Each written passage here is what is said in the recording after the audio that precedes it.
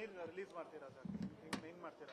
ಏನಾಗುತ್ತೆ, ನಾವು CWMA ಮುಂದೆ ರಿವ್ಯೂ ಮಾಡಿ ರೆಡ್ಯೂಸ್ ಮಾಡೋದಕ್ಕೆ ಕೇಳಬೇಕು ಅಂತ ಹೇಳಿ ನಾವು ಪ್ರಿಪೇರ್ ಆಗಿದ್ದು.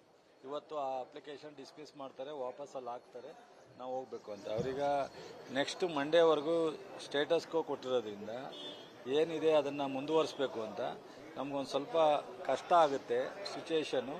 ಸಾಯಂಕಾಲದೊಳಗಡೆ ನಾನು ನಮ್ಮ ACS ಮತ್ತು ಲೀಗಲ್ ಟೀಮ್ ಜೊತೆ ಮಾತನಾಡಿ ಏನು ಮಾಡ್ಬೋದು, ನಾವು ಮತ್ತೆ ಯಾವ ಥರ ಸುಪ್ರೀಂ ಕೋರ್ಟಿಗೆ ಮತ್ತೆ ಅಪ್ರೋಚ್ ಮಾಡಬೇಕಾ ಅಥವಾ ನಾವು ಕೊಡಲಿಕ್ಕೆ ಪರಿಸ್ಥಿತಿ ಟೈಟ್ ಇರೋದ್ರಿಂದ ಸಾಯಂಕಾಲದೊಳಗಡೆ ಒಂದು ಚರ್ಚೆ ಮಾಡಿ ಅಂತ ಹೇಳಿದ್ದೀನಿ.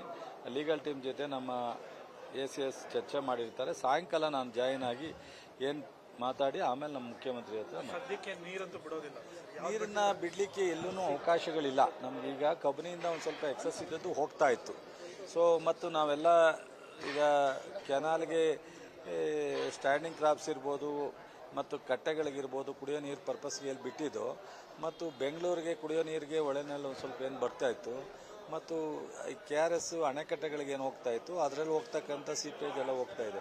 ಬಟ್ ಅದನ್ನು ನಾವು ಭಾಳ ಎಕ್ಸ್ಪೆಕ್ಟ್ ಮಾಡೋಕ್ಕಾಗಲ್ಲ. ಎಷ್ಟಿದೆ ಸರ್ ಇನ್ಫ್ಲೋ? ಇವತ್ತು ಎಲ್ಲ ಕಡೆಯಿಂದ ಬಹುಶಃ 10 ಒಳಗಡೆ ಬಂದ್ಬಿಟ್ಟಿದೆ, 10,000 ಒಳಗಡೆ ಬಂದಿದೆ. ಸೊ ಅದರಿಂದ ಮೊನ್ನೆ ಒಂದು ಸ್ವಲ್ಪ ಮಳೆ ಬಂತು, ನಿನ್ನೆ ಕಡಿಮೆ ಆಗಿದೆ. ಸೊ ಇವತ್ತು ಸಿಚುಯೇಷನ್ ಏನಿದೆ ಅಂತ ನೋಡ್ತೀನಿ.